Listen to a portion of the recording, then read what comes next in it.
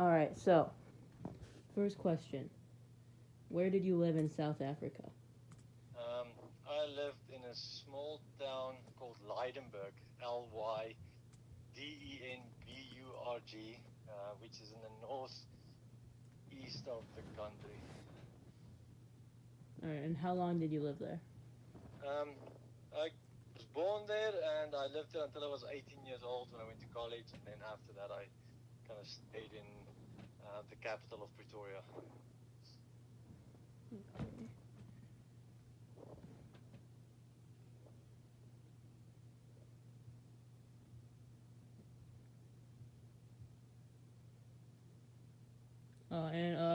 And when did you learn English? Like, did you learn it in South Africa? Yes, so in South Africa, I think probably when you went into grade three, you had you had to take English. So my first language is Afrikaans, but since grade three, I took English as a second language. So very early on, people take English as a second language. All right.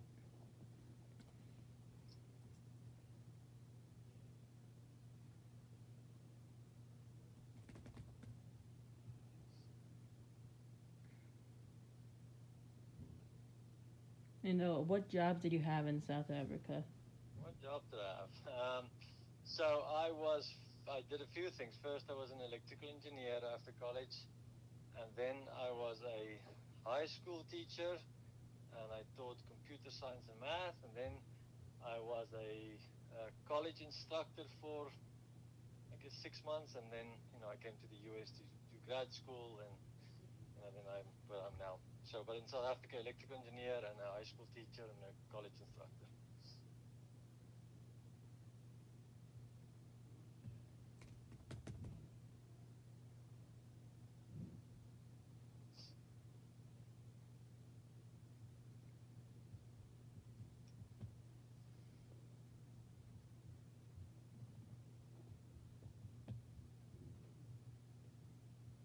And how did when did you first like see Aunt Katie? What was your first encounter with her? My first encounter with Aunt Katie was um, she she visited, I guess, a colleague of hers to do a laundry, I think, at this colleague's house. So somebody she worked with, and I was good friends with that person and her, I guess, boyfriend at that point in time, which became her husband. So I visited these people, and Katie was there to do a laundry at their house. Laundry.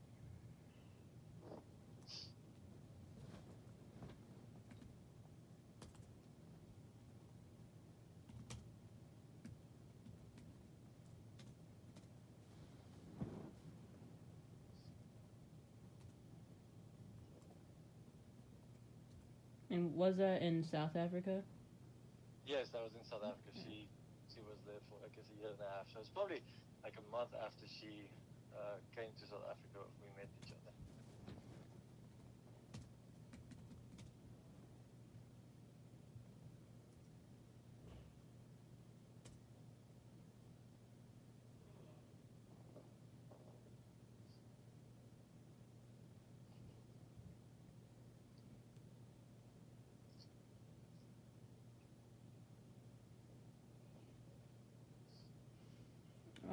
How supportive was your family of your decision to come to America? um, they were very supportive. Um, I think my oldest brother thought it was really not a good idea. Um, Initially, he kind of said, "Well, it's obviously being far from the family and Yeah. stuff." But I think my parents felt like if I thought Aunt Katie is the person I wanted to be with, that it's a good idea, and yeah. So they were. I don't think they were, upset or saying no, I shouldn't go. But my eldest brother was a little bit. He thought I need to really think hard about the decision.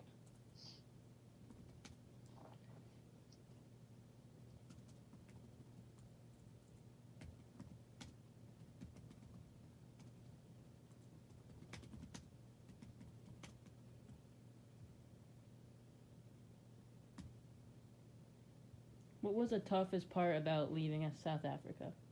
Well, toughest part, I would say, obviously, my missing my family. I think the second, maybe missing my family, and I think I love South African wildlife and nature and stuff, so it was always difficult for me to um, do that. And other things are just small cultural things that are different, but I would say maybe family, and maybe just the love for South African wildlife, which is it's still wildlife here, but it's just different.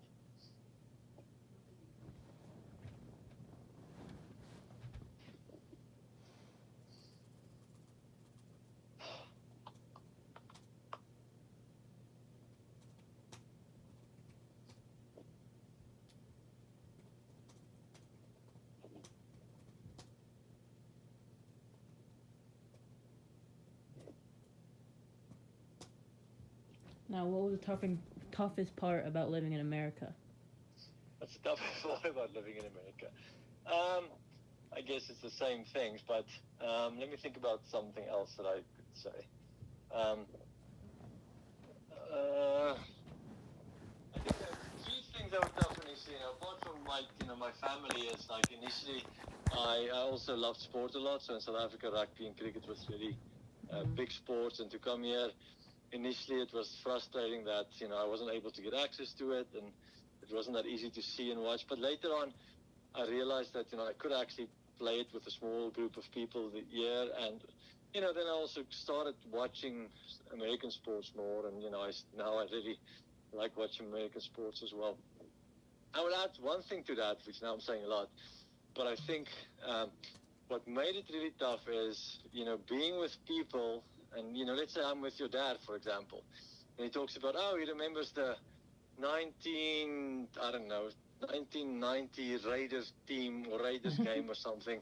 I used to, when I was in South Africa, when people mentioned that about rugby and cricket, I could always talk with them. But I think when I was here, and I'm so used to talking about sports with people and know a little bit, it kind of was frustrating to me that when people mention stuff that is just, kind of American things, I would love to kind of communicate and talk with them, but then I'm like, well, I had no idea what happened that game or anything. So that was frustrating initially.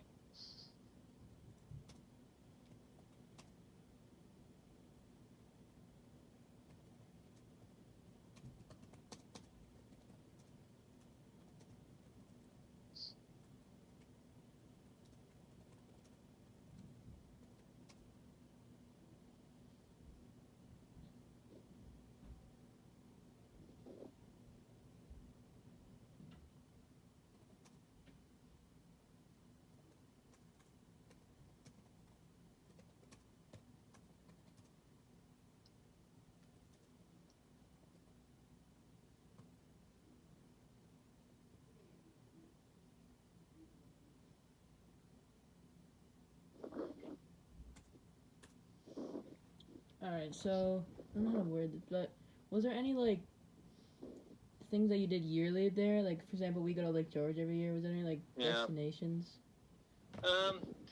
So let me think about this. My family and I would go to like game parks to watch wildlife. It was not necessarily a yearly institution. It's not something we, but I mean that's something that I would have liked to do every year. And when we go to South Africa now, we do that. Yeah. Otherwise, we have certain holidays that I don't think my family itself was so. I think South Africa doesn't have Thanksgiving. A lot of times Christmas we will get together. But I think there wasn't like this big. My family itself didn't have this thing that we did every year. Apart from, I would say, the idea that I, would love to go to game parks, and that's kind of what I at least wanted to do once a year if possible. And that, not everybody in South Africa does that. It's just something that I liked and my family liked.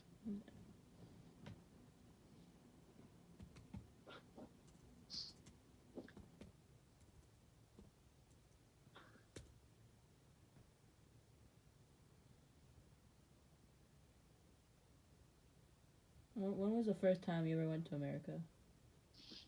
The first time, well, I hope I get this right. I think it was 2004. I think we moved to America. I moved with Katie 2005. 2004 for a summer. It was summer in the US, so maybe June 2004 was when the first time I came.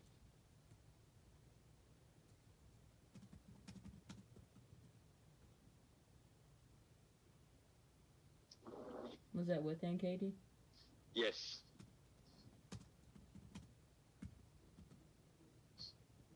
All right, last one. How different were expectations of America from how America actually was? Wow, that's a good question. I think in a positive way. So I think, I think a lot of stuff people in other countries kind of see American TV shows. It's all over the world, and I think people do have an idea of what Americans are and the type of stores you get.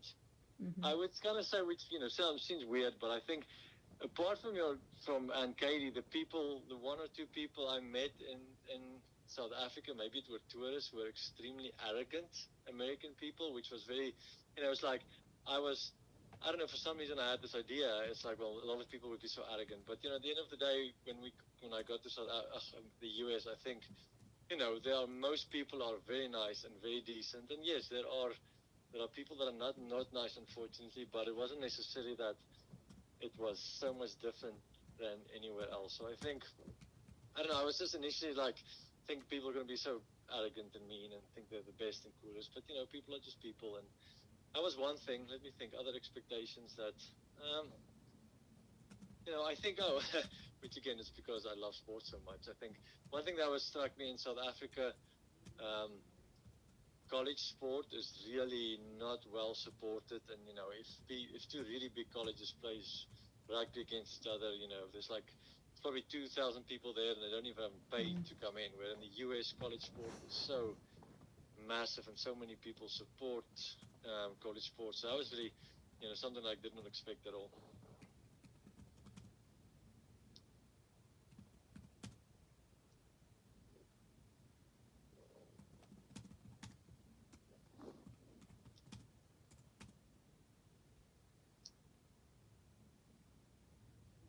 All right.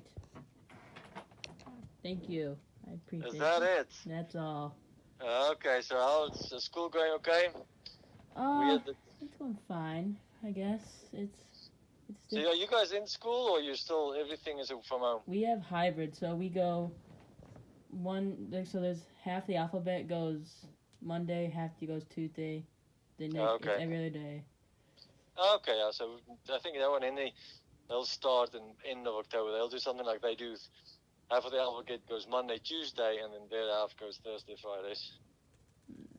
And have you been playing like football all this time? Is everybody still safe and you're able to play? Yeah, we're going to play football, but we have to wear masks in our helmets, which is... Oh, wow. It's difficult, especially with a mouth guard, too.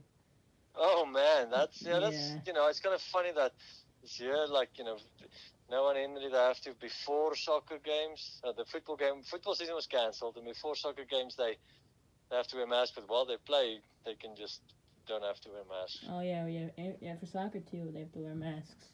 Oh, that's interesting. That's crazy. Yeah. Yeah, well, good luck with the football and school, and I hope everything goes well. All right, thank you. And hopefully we'll see each other, I don't know, Thanksgiving, Christmas, something like that. I think Thanksgiving, yeah. Yep, that's maybe the plan. All right, bye. Okay, Luke, have a good evening. Bye-bye. You too.